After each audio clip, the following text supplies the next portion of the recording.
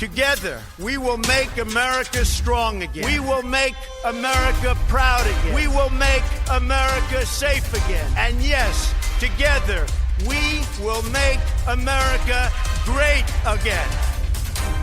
Fogo e Fúria. Ver o mundo a partir da América. E hoje estamos de regresso com mais um Fogo e Fúria com o correspondente do público nos Estados Unidos. Viva Pedro Correiro. Viva, Ruben. Estamos cá todas as quartas-feiras para olhar para esta América de Donald Trump e esta é mais uma daquelas semanas que temos muito para falar. E vamos começar com a situação económica dos Estados Unidos. Isto porque a instabilidade que Trump trouxe às bolsas e aos mercados tem levado a quebras muito grandes no que toca aos principais índices dos mercados norte-americanos. E o que Donald Trump fez nos últimos dias não foi propriamente bonito para um presidente dos Estados Unidos, mas é um showman.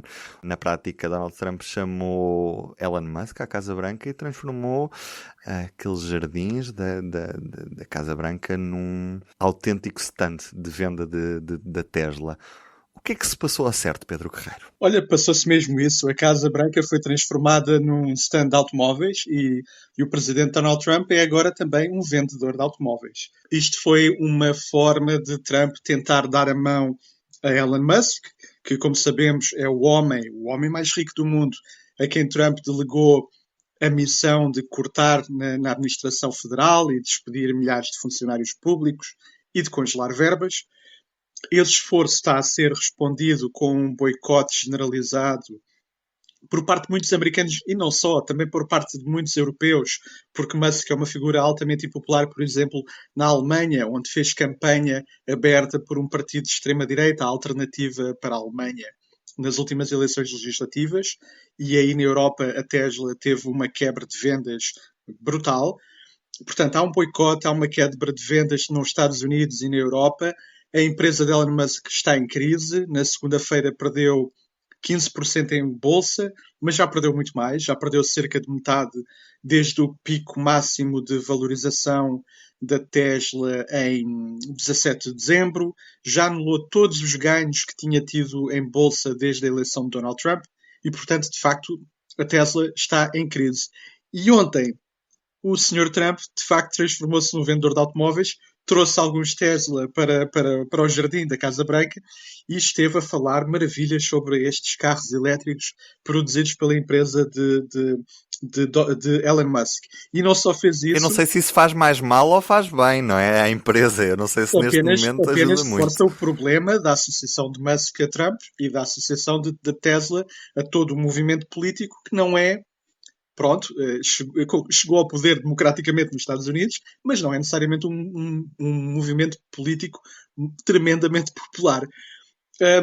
E não foi só esta venda, esta ação de marketing na Casa Branca, foi também Donald Trump a dizer que não só o boicote, mas sobretudo o ataque físico a stands da Tesla, porque vários têm sido apedrejados, incendiados, sobretudo nos Estados Unidos, e isso passará a ser designado como terrorismo doméstico. E repara, não sei se te lembras, estiveste ali depois de Trump ter perdido a eleição presidencial de 2020, houve ali uns senhores, uns milhares de pessoas que invadiram o Capitólio e fizeram assim umas coisas muito, muito feias. Foram parar à prisão e, entretanto, foram todos libertados. Pois bem, isso não é terrorismo para Donald Trump, mas atacar um stand da Tesla é terrorismo doméstico. Isto diz muito das prioridades de Donald Trump. Mas é só da Tesla, se for um stand de outra marca já pode. E a falta de preocupação com o tecido económico em geral, olha, tem sido muito patente esta semana. Esta semana, de facto, como tu disseste, foi uma semana difícil para a Bolsa norte-americana. E quando falamos da Bolsa, falamos da economia, obviamente. O que podemos dizer é que há aqui uma palavra que resume o problema, que é instabilidade. Donald Trump, com esta sucessão de anúncios de decreta tarifas, retira tarifas, adia tarifas, abre uma exceção, retira uma exceção. Isto é tudo uma instabilidade, uma incerteza que é introduzida nos operadores do mercado, nos operadores económicos, que condiciona tudo, condiciona os planos de curto, médio e longo prazo dos empresários, que não sabem com que preço é que vão poder contar em relação às matérias-primas, quantas pessoas vão ter que contratar ou despedir. E não é só a questão das tarifas.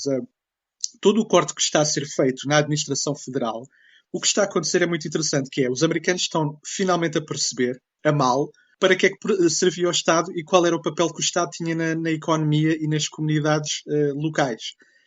Porque ao estares a cancelar verbas gigantescas, por exemplo, no Departamento da Agricultura, isso inevitavelmente vai atingir agricultores. E esses agricultores vão comprar menos produtos e menos mão de obra. Portanto, há todo aqui um efeito sistémico que está a começar a chegar finalmente à economia real e que está a retrair o consumo, está a introduzir grande instabilidade. Portanto, esta terapia de choque que Donald Trump e Elon Musk estão a aplicar na economia americana, para já trouxe apenas dor e ainda não trouxe benefício. Até pode ser que venha a trazer um benefício, mas para já temos dor e temos instabilidade e incerteza. Pedro, mas conhecendo a proximidade que Donald Trump tem com Wall Street e com alguns empresários norte-americanos, Donald Trump não está a sofrer uma pressão enorme por parte destes empresários para, pelo menos, ter uma política mais previsível, tendo em conta todas estas alterações que temos visto, ora taxa, ora não taxa, ora é agora este mês de março, ora é abril, e tudo isto gera incerteza nos mercados. Wall Street não tem pressionado o presidente norte-americano? Até pode pressionar, mas claramente Trump tem um problema de verborreia, tem uma tentação inacreditável de dizer disparates e fazer grandes anúncios a cada intervenção que tem e a cada vez que tem um microfone à frente. Talvez me decrete tarifas, talvez reveja, não sei, vou decidir, tal. Tudo um pensamento que talvez qualquer político tenha, mas que fica dentro da sua cabecinha. Trump dilo em voz alta e isso, de facto, introduz uma grande instabilidade nos mercados. Trump diz que, sim, é verdade, ele seguia as bolsas com muita atenção, ele estava sempre a recorrer às bolsas, não só para, durante o primeiro mandato, argumentar que a sua política económica era fabulosa, como depois, durante o mandato de Joe Biden, argumentar que a política económica dos democratas era lesiva para a economia norte-americana. E agora ele diz que não olha para os mercados, que não se interessa com isso. Outro exemplo da tal verborreia, ou pelo menos da falta de ponderação de Donald Trump a falar com a imprensa. Um grande motivo para a queda das bolsas na segunda-feira foi o facto de, na noite anterior, Donald Trump ter falado à Fox News e de lhe terem perguntado o que é que ele achava das previsões, nomeadamente da Reserva Federal de Atlanta, de que os Estados Unidos podiam ir a caminho de uma recessão. Perguntaram-lhe se achava que os Estados Unidos iam ou não ter uma recessão. E ele diz, odeio ter de prever essas coisas. Quando o que ele teria ter dito era, não vamos ter recessão nenhuma, eu estou a fazer isto, vai correr tudo bem, tal. Não, ele novamente introduziu aqui um elemento de imprevisibilidade e de ansiedade na economia e nos agentes económicos. Portanto, ele pode estar a ser muito pressionado, mas claramente isso não tem nenhum efeito no discurso de Donald Trump. Donald Trump, por outro lado, tem também pressionado as universidades, as instituições de ensino que estão a ser alvo de cortes de fundos federais por pura vingança. Por pura vingança e sim, e é mais uma vez um exemplo do impacto na economia real deste tipo de decisões. Portanto, hoje tiveste a notícia de que a Universidade Johns Hopkins, que é a maior dos Estados Unidos em termos de investigação científica e, sobretudo, na saúde, é a líder mundial na investigação clínica, vai receber vai ter um corte de 800 milhões de dólares. Para teres uma ideia, o último orçamento de Estado, a verba que destinava ao ensino superior, eu penso que era 1,4 mil milhões de euros em Portugal. Isto no ensino superior português. E só esta universidade vai perder 800 milhões. Esta universidade, de facto, era a maior em termos de investigação científica, empregava e emprega ainda, pelo menos até à data, 90 mil pessoas, direta e indiretamente, no estado do Maryland, sobretudo em Baltimore, onde é o maior empregador privado. Tem uma rede de hospitais muito importante, porque nos Estados Unidos, uma vez que não há uma rede pública de hospitais, em muitos sítios, em muitos estados, é a rede de hospitais universitários que é o principal prestador de cuidados de saúde. isso está em perigo com este corte no Maryland, por exemplo. Neste caso não é ainda muito claro porque é que a Universidade de Johns Hopkins está a ser alvo deste corte, embora esta universidade conste de uma lista de várias universidades de elite que são acusadas pela administração Trump de não terem feito o suficiente em 2024 para proteger estudantes judeus da vaga de protestos pró-palestinianos que decorreram nos campos universitários. E outra universidade já foi punida, aí sim, explicitamente com essa justificação, foi a Universidade de Colômbia, que perdeu 400 milhões de dólares, aí diretamente relacionado com a questão dos protestos anti-Israel. Nessa universidade, nos últimos dias, foi detido um estudante que era também o principal organizador de manifestações pró-palestinianas em 2024 naquela universidade, que é um caso muito problemático, que eu diria que é quase o primeiro caso de um preso político nesta segunda administração Trump. Porque o que parece certo é que Donald Trump chega com esta mensagem de que a liberdade de expressão é consagrada, que toda a gente pode dizer tudo e mais alguma coisa, mas o que sabemos é que toda a gente pode dizer tudo dentro do campo político do presidente norte-americano, porque há ataques sérios à liberdade de expressão. Neste caso é flagrante. É flagrante e é gravíssimo. Mahmoud Khalil, portanto, era estudante na Universidade de Colômbia, foi um dos principais organizadores dos protestos pró-palestinianos. Andava a ser seguido pela Polícia de Migração e Fronteiras já há alguns dias e foi detido no sábado, sem nenhuma acusação criminal, portanto, ele não está acusado de nenhum crime. Pegaram no homem à frente da sua mulher grávida, algemaram-no e enviaram-no para uma prisão no Louisiana, a milhares de quilómetros de Nova Iorque.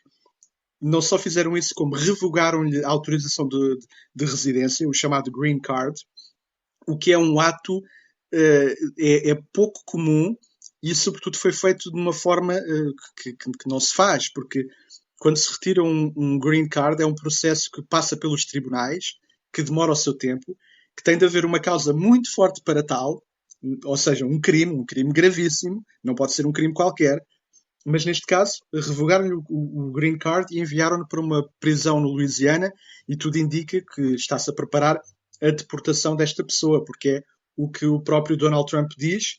Donald Trump diz que vai ser o primeiro de muitos. Portanto, estudantes estrangeiros ou pessoas estrangeiras pró-palestinianas ou partidárias de alguma causa que não seja do agrado da administração Trump arriscam-se a ser detidas e a ser deportadas, mesmo que não tenham cometido qualquer crime, o que é o caso. Isto é gravíssimo, isto é absolutamente gravíssimo, e mesmo que não se concorde com a causa pró-palestiniana ou com os métodos da causa pró-palestiniana, qualquer democrata, qualquer pessoa crente no Estado de Direito e em liberdades elementares como o direito à manifestação e à liberdade de expressão, tem de ficar profundamente alarmada com o que está a acontecer com Mahmoud Khalil. Pedro, para terminar este Fogo e Fúria, queria olhar ainda para a situação na Ucrânia e para as negociações que estão a acontecer do outro lado do mundo, na Arábia Saudita. O que te pergunto é, Pedro, o que é que sabemos ao certo neste momento? Falámos neste acordo de cessar-fogo de 30 dias. Isto na prática é para avançar? Não é para avançar? O que é que está em cima da mesa? Vamos ver. O que temos agora é um acordo de cessar-fogo por parte da Ucrânia, ou é a imposição norte-americana à Ucrânia, de uma trégua de 30 dias, a troco do restabelecimento da ajuda militar norte-americana à Ucrânia. E o que tens no terreno é uma suspensão das hostilidades ucranianas em relação à Rússia, mas nada mais. Do outro lado, ainda não tens nenhuma palavra, ainda não tens nenhuma reação oficial do lado russo. A Rússia provavelmente vai fazer aqui um compasso de espera e aproveitar para criar uma posição de força e para ditar quais são os seus termos para vir a aceitar ou não este acordo, mas o acordo em si, para já, não faz qualquer exigência à Rússia para lá de calar as armas, o que certamente é muito positivo, mas a suspensão das hostilidades nestes termos significa apenas que a Ucrânia abdica do território que foi invadido e há pouco mais do que isso como base para depois então uma negociação de paz mais abrangente. e é feita sobre a imposição norte-americana, é novamente associada à exigência de a Ucrânia vir a assinar um acordo de exploração de minérios conjunta com os Estados Unidos e, novamente, é uma pressão que é exercida em Washington sobre Kiev e que não é acompanhada, para já, de qualquer pressão equivalente em relação a Moscou.